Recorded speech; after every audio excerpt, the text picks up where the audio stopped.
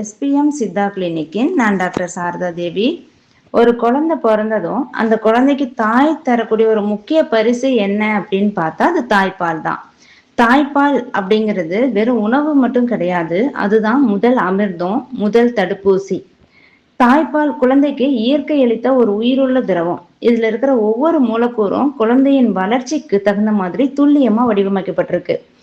First சுரக்கிற தாய்ப்பால் கொலஸ்ட்ரால்னு சொல்லுவோம், அதாவது சீம்பால். இதுல இருக்கிற ஐஜி ஆன்டிபாடி குழந்தைகளோட குடல்ல இருக்கிற ஒரு பாதுகாப்பு அடுக்க உருவாக்கி எந்தவித தொற்று, அலர்ஜிஸ் இதெல்லாம் ஏற்படாம பாதுகாக்குது. இது குடல்ல செரிமான மண்டலத்தை பலப்படுத்துது.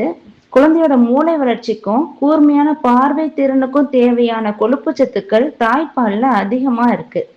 அறிவியல் ரீதியா நம்ம பார்த்தோம் அப்படின்னா நோய் எதிர்ப்பு சக்திக்கு ஐஜிஏ, மூளை வளர்ச்சிக்கு தேவையான டிஹெச்ஏ, குடல் ஆரோக்கியத்துக்கு தேவையான ஹெச்எம்ஓ, அப்புறம் சுலபமான செரிமானத்துக்கு வே புரோட்டீன்னு சகலமும் நிறைஞ்ச ஒரு லிவிங் ஃப்ளூயிட் தான் தாய்ப்பால். தாய்ப்பால்ல 88% தண்ணீரும் 12% எசென்சியல் நியூட்ரியன்ஸும் நிறையவே இருக்கு.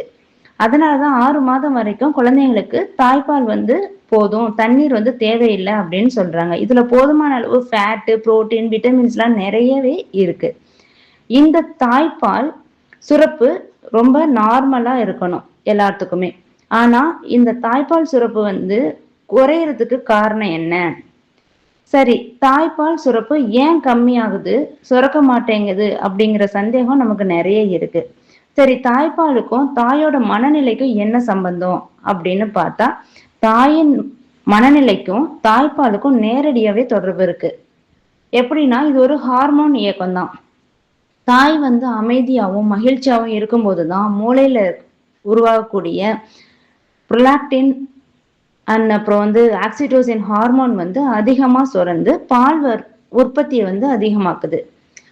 ஆனா ஹாஸ்பிட்டல்லையோ இல்ல வீட்லயோ குழந்தைக்கு பால் கொடுக்கும்போது குழந்தைக்கு தேவையான பால் சுரப்பு கம்மியா இருக்கு இல்லைன்னு சொல்லும் போது அவங்க ஒரு மன அழுத்தத்துக்கு போயிடுறாங்க. நம்ம நல்லா தான் சாப்பிட்றோம், ஆனா ஏன் பால் உற்பத்தி ஆக மாட்டேங்குது அப்படின்ற ஒரு கவலைப்பட ஆரம்பிச்சிடுறாங்க. இப்படி கவலைப்படுறதால என்ன ஆகும் அப்படின்னு பார்த்தா, கார்டிசால்ங்கிற ஹார்மோன் அதிகமா பால் சுரப்ப கார்டிசால் ஹார்மோன் அதிகரிச்சு பால் சுரப்பை கொஞ்சம் கொஞ்சமா குறைக்க ஆரம்பிச்சிடும். அப்போ பால் நல்லா ஊறணும் அப்படின்னா மனநிலை அமைதியா இருக்கணும். மனம் ஆரோக்கியமா இருந்து ஒரு ரிலாக்ஸ்டான ஒரு சுச்சுவேஷனை நம்ம உருவாக்கிட்டோம் அப்படின்னா பால் சுரப்பு ரொம்பவே நல்லா இருக்கும். அப்புறம் குழந்தைய ஒரு நாளைக்கு நம்ம கொஞ்சம் சக் பண்ண வைக்க தான் அந்த செக்ரேஷன்ஸ் அதிகமா இருக்கும். அதாவது ஒரு குழந்தைய தூக்கி அவங்கள ரிலாக்ஸ் பண்ணி ஒரு 12ல இருந்து ஒரு 15 தடவைக்கு மேல சக் பண்ண வைக்கணும்.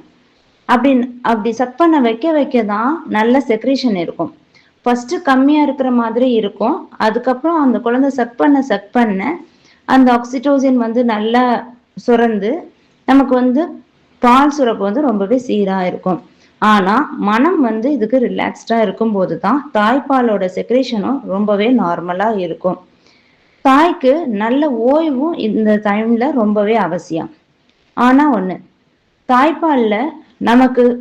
தாய்ப்பால் நமக்கு சுரக்கணும் அப்படின்னா சுரக்கல அப்படின்னா ஃபார்முலா மில்க் கொடுத்துக்கலாம் அப்படின்னு சொல்லி நினைக்கிறது பால் சுரப்பை கொஞ்சம் கொஞ்சமா குறைக்க ஆரம்பிச்சிடும். சரி, தாய்ப்பால் அதிகமா சுரக்க உணவு முறைகள்ல என்னெல்லாம் ஆட் பண்ணலாம் அப்படின்னு பார்த்தா, வெந்தயம் ரொம்ப பெஸ்டான ஒரு உணவு. எப்படின்னா, வெந்தய கீரையை நம்ம எடுத்துக்கலாம், வெந்தய கஞ்சியா எடுத்துக்கலாம், வெந்தயம் ஓவர் நைட் ஊற வச்சு அந்த தண்ணியை நம்ம குடிச்சுக்கலாம். இந்த மாதிரி குடிக்கும்போது பால் சுரப்பு ரொம்பவே நல்லா இருக்கும். இது கூட பூண்டை நம்ம நல்லெண்ணெயில வறுத்து சாப்பிட்டுக்கலாம், இல்ல பசும் பால்ல வேக வச்சு அப்படி சாப்பிட்டுக்கலாம். இந்த பூண்டு ரெகுலரா ஒரு 10ல இருந்து 15 பல்லு பூண்டாவது நம்ம ரெகுலரா எடுத்துக்கணும். இன்னொரு கஞ்சி எப்படின்னா, நம்ம நார்மலா அரிசி கஞ்சி வைக்கிறோம் இல்லைங்களா, அதே மாதிரி அரிசி கொஞ்சம் எடுத்துட்டு பூண்டு ஜீரகம் போட்டு நல்லா கஞ்சி மாதிரி வச்சுட்டு கீழே இறக்கி வச்சு கொஞ்சம் தேங்காய் பால் விட்டு நல்லா குடிச்சோம் அப்படின்னாலும் தாய்ப்பால் நல்லா ஊறும். இதுல முருங்கைக்கீரை சூப்பா எடுத்துக்கலாம். முருங்கைக்கீரை நெய்ல வறுத்து அந்த எண்ணெய் இலைய நல்லாவே எடுத்துக்கலாம். முருங்கைக்கீரை பூ வந்து ரொம்பவே பெஸ்டா இருக்கும் தாய்ப்பால் ஊறுறதுக்கு.